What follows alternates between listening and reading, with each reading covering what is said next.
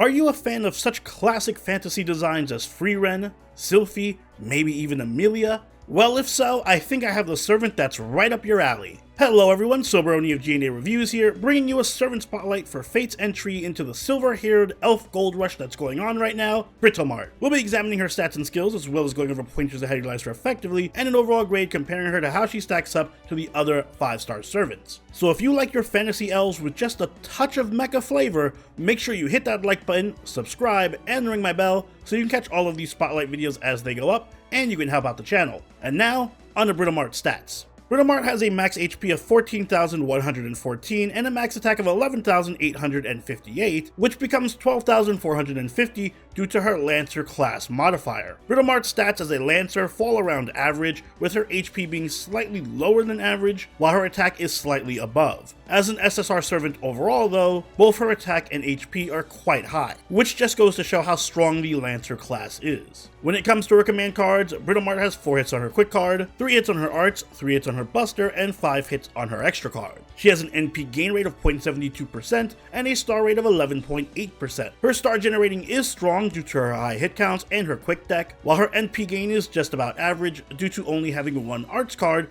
but a very high NP gain rate. Overall, Britomart has strong all-rounder stats with no major weaknesses. Her offense and defensive capabilities are very balanced and well above the average. Taking a look at her skills, Britomart's first skill is Fortress Angela, Queen Citadel, Wave Mail, rank C+.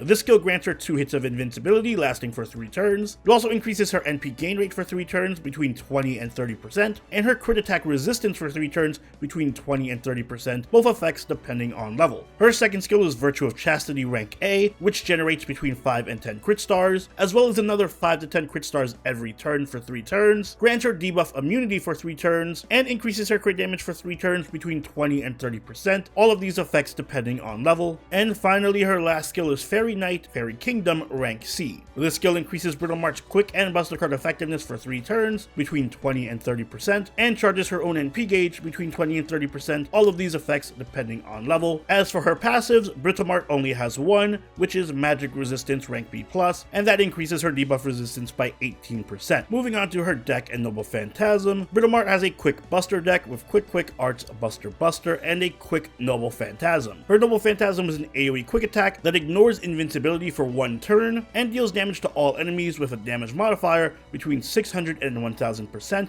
depending on level. It also deals increased damage to riding enemies by 50%, as well as additional damage against rider enemies, depending on overcharge, between 150 and 200%. When it comes to her Ascension mat requirements, Britomart is thankfully much more lenient than Huyan. For level Ascension, Britomart's going to need 8 horseshoes, 20 night medals, 9 bicorn horns, and 12 Aurora steel. As for her skills, she's going to need 30 night medals, 15 horseshoes, 15 bicorn horns, and 24 fairy dust per skill. I don't know what Lasengul's sudden obsession is with quick farmers, but Britomart marks our 3rd in a row, 4th if you count Summer Scotty. And to be honest, it's been a downward trend. So can Britomart reverse that and be an OP quick farmer to rival Summer Ibuki? Well, not really. Britomart does have good stats across the board, with excellent attack and star generating, as well as good HP and NP gain. The only area that she's really lacking stat-wise is her passives, since all she has is magic resistance, and it's not even A rank. Feeling very year 1 servant there, Britomart, but like I always say, stats don't make the servant. Skills do. So let's take a look at what Britomart has to offer. First off, she has Queen Citadel, which grants her 2 hits of invincibility, increased NP gain, and crit chance resistance. Unless you're a berserker, crit chance resistance is one of the weakest buffs a servant can have, so it rarely comes in handy. However, the invincibility is very strong for making Britomart even tankier, and the NP gain can help her with looping and farming. Her 3rd skill, Fairy Knight, also helps her with this by buffing her quick and buster cards by 30% and serving as a 30% NP battery. This is by far Britomart's best skill, not only providing her with some decent 3-turn buffs, again ideal for 3-turn farming, but also giving her just enough NP charge to set up an easy turn 1 Noble Phantasm if you pick up mana loading. Finally, Britomart has her signature crit skill in Virtue of Chastity, which works both as a star bomb and also generates 10 stars per turn. It also grants Britomart debuff immunity and gives her a small buff to crit damage, and as a star generating skill, this one is phenomenal, especially when paired with Britomart's already strong star generating passively. Between this skill, her NP, and her deck,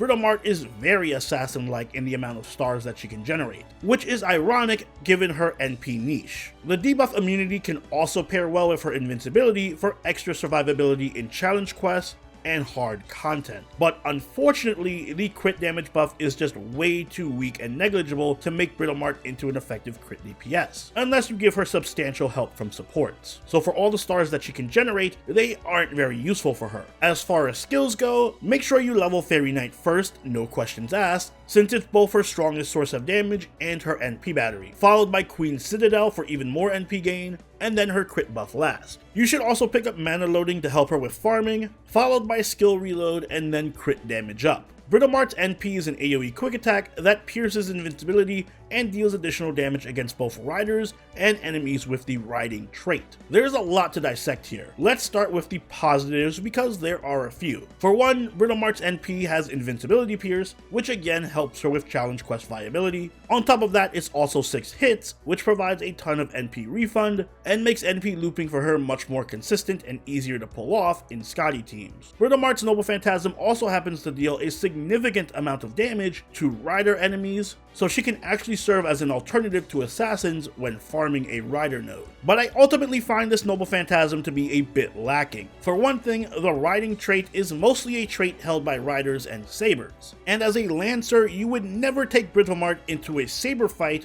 which limits the scope of this buff. And despite being strong against the rider class of servants, you're still usually better off just bringing an assassin servant if you have one. At best, Britomart is just a side grade unless you heavily invest in her NP level, which makes this a very strange niche to have for a lancer. Either way though, Britomart's primary purpose on any team is to act as the designated quick looper, just as Huyan and Sen no Rikyu before her. Britomart has excellent synergy with Scotty and can loop just as consistently as they can. And there are very few quick AoE lancers, at least among the SSR servants, so in that sense, there is a market for a servant like Britomart. But just because a market exists doesn't always mean it's worth investing into. The issue with Britomart is that quick looping is all that she can do. She's mediocre to bad in nearly every other role, and she doesn't function well as a semi-support due to her selfish skill set. Sen no Rikyu and Huyan also have this issue to be fair, but in their cases, Sen is at least a berserker, which is an amazing class for a farming servant,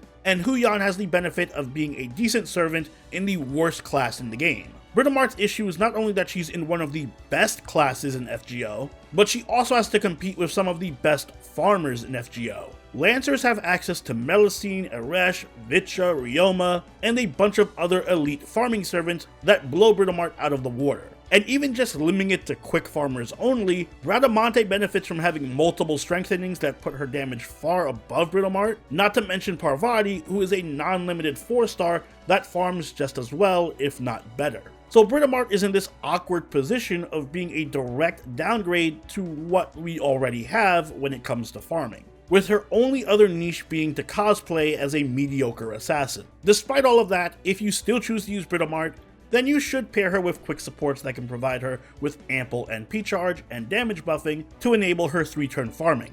Since this is the 4th quick looper in a row, you should know the drill by now. Scotty, Osakabe Hime, or Summer Da Vinci, all of them provide good NP charge and damage buffing to Britomart. Britomart's bond CE is Scarlet. It increases the party's damage against enemies with riding by 20%, and this is just too niche to really consider using. Instead, give Britomart CEs that help her with farming, like Traces of Christmas, Black Grail, or Kaleidoscope. You should also give her command codes that increase her crit damage, like Heavenly Child of Karama. Overall, Britomart is a bit of a disappointment. While she can do the job of a quick looper effectively and be a decent farmer, and she can fill in a small niche as a anti-rider lancer, she ultimately suffers under the effects of reverse power creep. The alternatives in her class far outscale her when it comes to farming in any card type, and she doesn't do enough to really justify using her in any other role. So Britomart gets a C from me. It's a shame because she has such a great design, excellent VA work, and a really cool concept